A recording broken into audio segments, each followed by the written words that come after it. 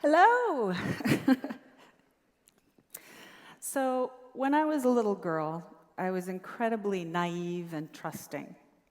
I was overprotected by my parents, and the world was idealized through their religious beliefs. So I took everything at face value. Everything was black and white, and black and fight, yes. And I believed absolutely everything anybody told me. So being innocent was great, and it was a good childhood, but I had to carry on and learn some things. Unfortunately, though, there are a lot of children in the world who aren't fortunate enough to grow up so innocent. They have to grow up very fast to survive, but I'll touch on that later. So my mom took me to the old Disney films when I was a little girl, and three of my favorites were Snow White, Sleeping Beauty, and Cinderella. And I believed in the message they said to me. If I was really good, and I worked really, really hard, and I did what I was told, someday my prince would come and save me. But being an observant child, when I got home, I realized I was getting the polar opposite example.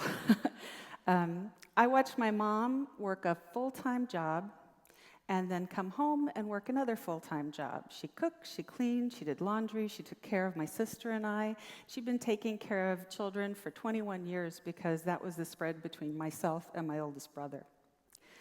And my dad, on the other hand, he worked a full-time job, but having spent time at both of their jobs, I knew my mom worked a lot harder. He would come home, and if supper wasn't ready, he'd grumble a little bit, then he'd go sit in his lazy boy and take a nap.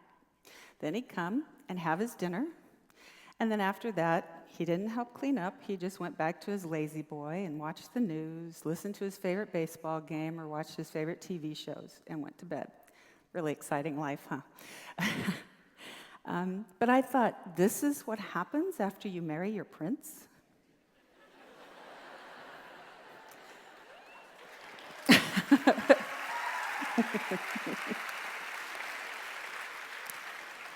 So, and I remember the moment that I became a feminist, the very single moment.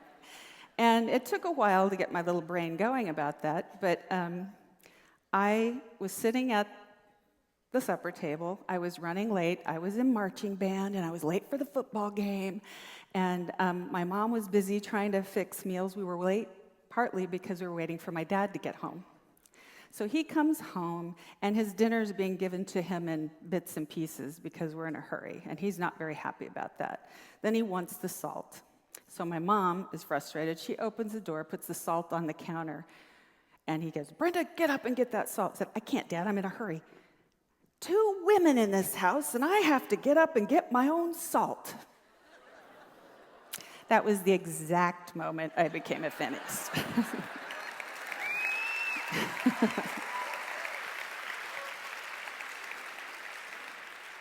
So things were not right, and I felt we needed to make a change. So I went to college, I went on to art school, and I was very fortunate in my early 20s to be hired at Walt Disney Feature Animation. It was a big dream of mine, and I was very excited. And I was also very excited because I was getting to work on 2 of my very favorite fairy tales when I was a little girl, of Little Mermaid and Beauty and the Beast.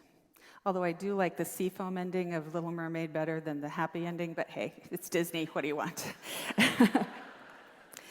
But when I got there, I started learning the history of the studio, and I realized that Cinderella, Sleeping Beauty, and Snow White were all created by men.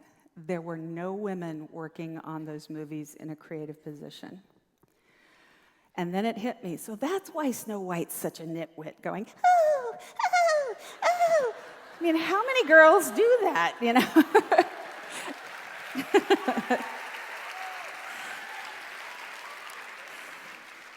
But I still love to watch it because I love the art and the beauty of it. But the story, the message it's giving, not so much.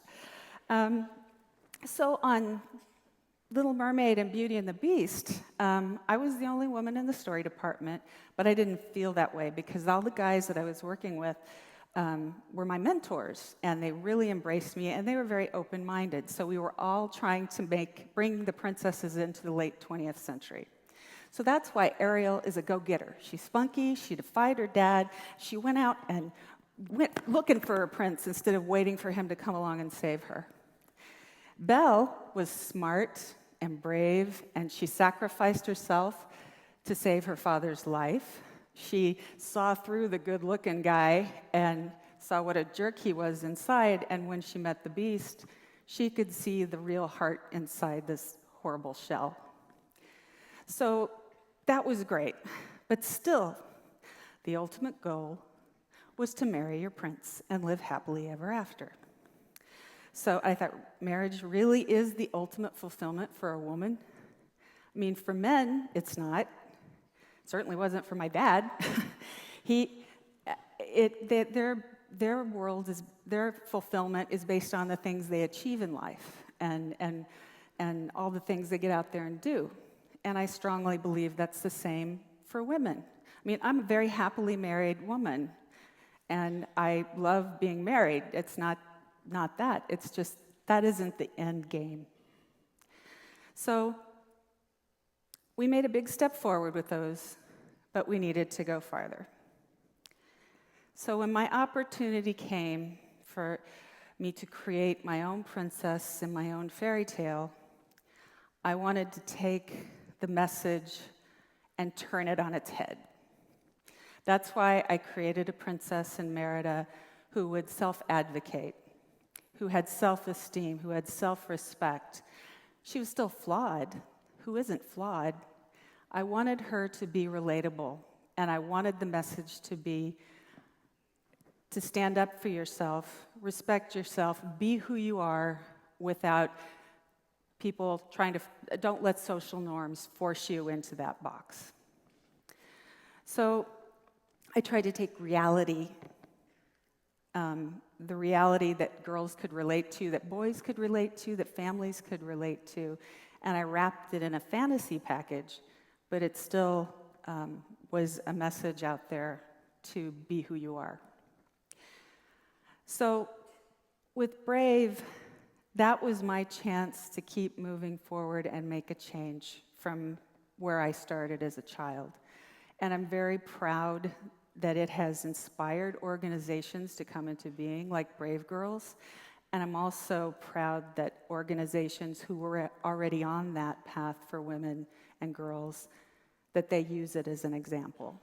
And that still surprises me and makes me feel incredibly grateful that I had the opportunity to make that film. So it was all about observation and change. You observe something that's deep in your heart, deep in your core. What is that one thing that keeps you up at night? And what can you do about it? So I'm also going to say, what about those children who grow up in fear and have to grow up too fast to survive? What about sexual and racial discrimination? What about global warming? What about religious tyranny, political tyranny? What about sex slavery? What about? It's absolutely overwhelming, all the things that need to change in the world. And there are a lot of people who are so overwhelmed, they just sit back and don't do anything. Don't be that person. Think about what that one little thing you can do. And a good friend of mine who heard me do this talk in practice said, "Oh, it's the starfish story." Y'all know the starfish story? It's about a man who's walking down the beach and he sees thousands of starfish washed up on the beach, dying because the sun's baking them. And so he's walking along, he picks one up, throws it in the water, pick it up, throw it in the water, and another guy runs up. "What are you doing? There are thousands of them. You're not going to make a difference." He reaches down and picks up another one, tosses it over. That made a difference to that one. And he picks up a difference to that one. So What I was hoping that the end of that story would be is that he inspired all the other beach loungers to get up and start throwing those starfish in. And that's what I think we need to do. Don't leave it for others. Be that person to inspire others, to be a person that inspires others, to make a change. So my challenge to you is to observe, change, and inspire, rethink, redefine, and recreate a better world. Thank you.